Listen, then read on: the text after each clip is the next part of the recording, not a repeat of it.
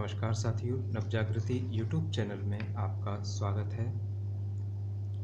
साथियों, इस चैनल के माध्यम से स्टेनोग्राफी के अभ्यास, नई नई डिक्टेशन, स्पीड बढ़ाने की ट्रिक्स, शब्द चिन्ह, वाक्यांश और टिप्स फॉर सक्सेस आदि बताए जाते हैं। केंद्र सरकार एवं राज्य सरकार द्वारा आयोजित की जाने वाली हिंदी स्टेनोग्राफर की परीक्षाओं में निश्चित सफलता हेतु हमारे वीडियो देखते रहिए और सीखते रहिए। साथियों, ये सब आपको लगातार मिलता रहे, इसके लिए कृपया हमारे चैनल को सब्सक्राइब कर लीजिए और यदि आपने पहले से सब्सक्राइब कर लिया है तो आपका बहुत बहुत धन्यवाद। साथियों, शॉर्ट हैंड में किसी भी प्रकार की कठिनाई के संबंध में आप ईमेल या कमेंट द्वारा समाधान ले सकते हैं। मेरा नाम अजय सक्सेना है। साथियों, वीडियो पसंद आए तो लाइक और शेयर करना प्लीज़ मत भूलिए। आदरणीय अध्यक्ष जी, विभिन्न दलों के पदाधिकारी गण एवं क्रांतिकारी साथियों, यह कहना ठीक नहीं है कि भारत में विपक्ष के पांव जमे नहीं हैं। राज्य स्तर पर देखें, कर्नाटक, आंध्र प्रदेश, हरियाणा, असम और पश्चिमी बंगाल में विपक्ष की सरकारें बनी और इन सभी राज्यों में अच्छी तरह काम कर रही हैं। इन राज्यों में पूरी विपक्षी एकता न होते हुए भी कांग्रेस पार्टी सत्याच्युत कर दी गई। जब जनता ने कांग्रेस को हटाने का मन बना लिया तो उसने विपक्ष की पूरी एकता का भी इंतजार नहीं किया। यह स्थिति आंध्र प्रदेश, कर्नाटक, असम, पश्चिमी बंगाल और हरियाणा में रही। ऐसा ही अन्य राज्यों में भी कभी भी हो सकता है। आंध्र प्रदेश में तो नंदमूरी तारक रामाराव दूसरी बार अपनी सरकार बना चुके हैं। हरियाणा में तो श्री देवीलाल जी ने कांग्रेस को समूल ही नष्ट कर दिया। दूसरी तरफ अनेक राज्यों में पूर्ण बहुमत के बावजूद कांग्रेस को तमाम मुख्यमंत्री बार बार बदले गए। असलियत यह है कि विपक्ष राज्यों में स्थायी सरकार दे पा रहा है लेकिन कांग्रेस नहीं। इस पर लोग कहते हैं यह तो राज्य स्तर की बात है, राष्ट्रीय स्तर पर स्थिति अलग है। अब हम मुद्दे को ले आते हैं। राष्ट्रीय स्तर पर हिंदुस्तान की मौजूदा हालात हर किसी को साफ दिखाई देते हैं। वर्तमान सरकार से जनता की आस्था मिट चुकी है। राजीव गांधी से आस्था ही नहीं मिटी है बल्कि अनास्था उत्पन्न हुई है। इसके साथ ही देश भर में एक चेतना पैदा हो रही है। यह चेतना हर एक को दिखाई दे रही है। पिछले एकता के प्रयासों में और अब में अंतर है। 1977 एक क्रांतिकारी साल था। देश की राजनीति में एक मोड़ था। मैं समझता हूँ कि 1977 के नेता बड़े अनुभवी थे, लेकिन उनको यह आशंका नहीं थी कि 1979 भी आ सकता है। अब जो लोग एकता के प्रयास में लगे हुए हैं यह जानते हैं कि 1979 भी हो सकता है। अगर 1979 हुआ तो 1980 भी हो जाएगा। लोग इस समय एकता के प्रयास में लगे हैं, उनके पास पिछला अनुभव है। दूसरी सबसे बड़ी ताकत जनता होती है। इस समय एक जन इच्छा क्या जन आदेश सा हो रहा है। 1984 में कांग्रेस को जनादेश हुआ था कि अच्छी तरह शासन चलाओ, वैसा ही जनादेश विपक्ष को मिला है कि एक हो जाओ, एक दिशा में काम करो। इस बार एकता के प्रयास 3 स्तर पर चल रहे हैं। पहला प्रयास है 4 दलों के विलय का। यह एकता की अधिकतम डिग्री है जिसमें सभी दल अपने अस्तित्व को भूलकर नए दल में विलीन हो जाएंगे। दूसरा प्रयास है दलों का मोर्चा बनाने का। राष्ट्रीय मोर्चा बन गया है।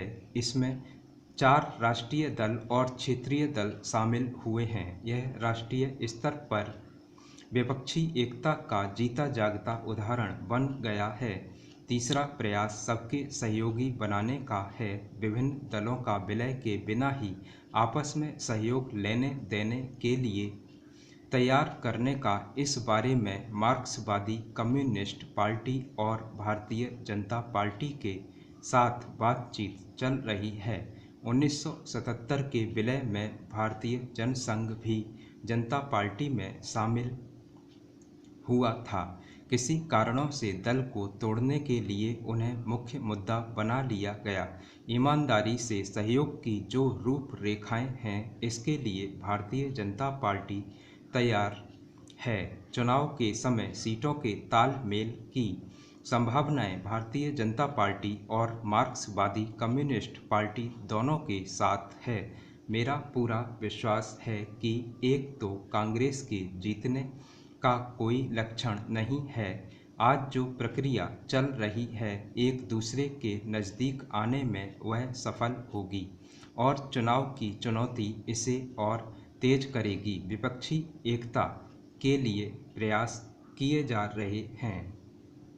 महोदय, देश की लगभग 3/4 जनसंख्या गांव में रहती है, जिनकी आय कम होने के साथ साथ शिक्षा, स्वास्थ्य, पेयजल आदि अन्य आवश्यक सुविधाएं भी उन्हें पर्याप्त मात्रा में उपलब्ध नहीं है। ग्रामीण क्षेत्रों और ग्रामीणों, विशेषकर अनुसूचित जातियों, जनजातियों, कमजोर वर्गों और गरीबी की रेखा से नीचे रहने वाले लोगों का विकास एवं गरीबी उन्मूलन भारत की विकास योजनाओं का प्रमुख उद्देश्य रहा है। ग्रामीण विकास का व्यापक दायरा है, जिसमें ग्रामीण क्षेत्रों एवं ग्रामीणों के जीवन स्तर का सर्वांगीण विकास शामिल है। इसका अर्थ निर्धनतम लोगों की अपने स्थानीय सामाजिक एवं आर्थिक परिस्थितियों में उत्पादन क्षमता की वृद्धि है।